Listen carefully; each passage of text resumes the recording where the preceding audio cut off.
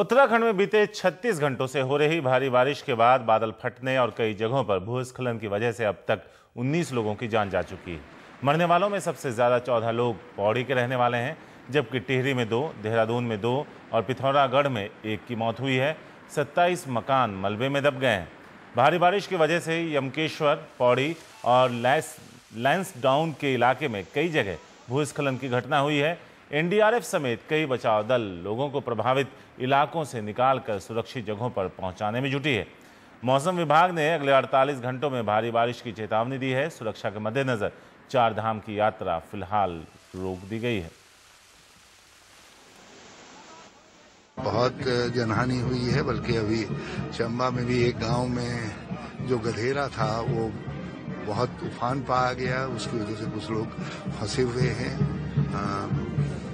पौड़ी जिले के अंदर तो 6-7 स्थानों पर हुआ है। 3 स्थानों पर स्थिति की गंभीरता है, क्योंकि हम वहां पर अभी तक रास्तों से नहीं पहुंच पाए हैं। अभी एक हेलीकॉप्टर हमने भेजने की कोशिश की है। विशेष रूप से द्वारीखाल ब्लॉक, यमकेश्वर ब्लॉक और कल्जीखाल ब्लॉक में कुछ बड़े इंसिडेंट की सूचना मिली है। लगभग 17 लोगों की डेथ की सूचना मिली है, जो अभी पुष्टि होनी बाकी है। और देहरादून में भी कल रात से काफी बारिश हुई है और किशनपुर और जैंतनवाला क्षेत्रों में काफी पानी आया है, जिससे यहाँ पर भी 2 लोगों की मृत्यु की सूचना मिली है देहरादून में। पौड़ी में विशेष ध्यान देने की जरूरत है, इसलिए हमने एसडीआरएफ, एनडीआरएफ और आर्मी से एक टीम भेजने की रिक्वेस्ट कर ली है ऑलरेडी। नदी नालों के आसपास जो है वो सारी खतरे वाली जगह हैं। जैसे बिंदाल में पता चला पानी काफी आ गया, और ये तो अभी मात्र 120 मिलीमीटर वर्षा हुई थी।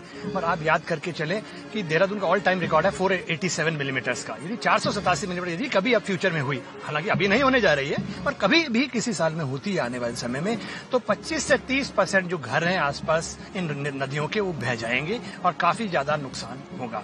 तो इसलिए उसमें सतर्क रहना है। और यदि आप पहाड़ में जा रहे हैं और यदि ऐसा मौसम है तो सावधानी बरतें, कहीं भूस्खलन वाला एरिया तो नहीं है, तो उस तरह के बेसिक एहतियात तो बरतने की जरूरत है ही। हिमाचल प्रदेश के हमीरपुर और ऊना इलाके में भारी बारिश की वजह से जनजीवन अस्त व्यस्त हो गया है। हमीरपुर के कुहाना खुद में एक ही परिवार के 4 लोग पानी में बह गए, जबकि भूस्खलन की वजह से 1 की मौत हो गई। पुलिस को एक और युवक का शव मिला है, जिसकी शिनाख्त नहीं हो सकी है। वहीं सैनरे गांव में 2.5 साल की एक लड़की पानी में बह गई, जिसका अब तक पता नहीं चला। पूरे हिमाचल में पिछले 3 दिनों में कुल 7 लोगों की मौत हुई है। मौसम विभाग ने 22 अगस्त तक बारिश की संभावना जताई है। भारी बारिश की वजह से कई जगहों पर जमीन में दरार पड़ गई है। 200 से ज्यादा सड़कों पर यातायात को रोक दिया गया है। ऊना जिले के बांगना में सबसे ज्यादा 160 मिलीमीटर बारिश दर्ज की गई है। पहाड़ी इलाकों में हो रही भारी बारिश की वजह से लबालब हो गए बिजनौर के पिली डैम से 8000 क्यूसेक पानी छोड़ा गया है, जिससे दर्जनों गांव में पानी भर गया। पानी के तेज बहाव में नेशनल हाईवे 74 की सड़कें कई जगह टूट गईं, जिससे यातायात पूरी तरह से ठप पड़ गया है। इलाके में हाई अलर्ट के बाद से बाजार के लोग अपनी अपनी दुकानों से सामान इकट्ठा कर सुरक्षित जगहों पर पलायन कर रहे हैं। लगातार बारिश की वजह से बिहार में बाढ़ जैसे हालात बन गए हैं। पड़ोसी देश नेपाल में भी भारी बारिश हो रही है, जिससे उत्तर बिहार में कोसी, गंडक, बागमती नदी में पानी का स्तर काफी बढ़ गया है। पानी के बढ़ते स्तर से बाढ़ का खतरा भी बढ़ गया। लोग अपने घरों से पलायन कर रहे हैं।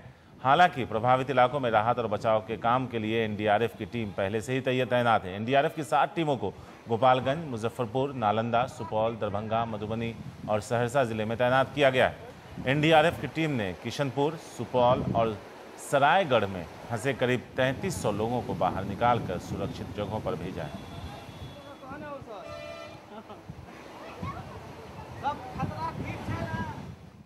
बिहार के नालंदा जिले के सोहसराय में भारी बारिश की वजह से एक इमारत गिर गई। इस हादसे में 4 लोगों की मौत हो गई।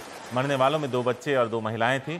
गांव वालों के मुताबिक पानी की तेज धार की चपेट में आकर इमारत गिरी। झारखंड के डैम से पानी छोड़े जाने और भारी बारिश की वजह से नालंदा में बाढ़ जैसे हालात बन गए हैं। बिहार की राजधानी पटना में 2 दिनों से लगातार हो रही बारिश की वजह से कई जगहों पर बाढ़ जैसे हालात बन गए हैं। सड़कों पर 2 से 4 फुट तक पानी जमा होने की वजह से लोगों का घर से निकलना मुश्किल हो गया है।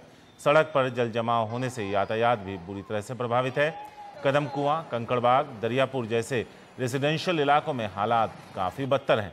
राज्य के शहरी विकास मंत्री सम्राट चौधरी ने शहर में ड्रेनेज सिस्टम की नाकामी स्वीकार करते हुए कहा कि जल जमाव से निजात पाने के लिए आपदा प्रबंधन विभाग से मदद मांगी गई है। पटना वासियों को आज भी बारिश से निजात नहीं मिलने वाली। मौसम विभाग ने अगले 24 घंटों में भारी बारिश की आशंका जताई है।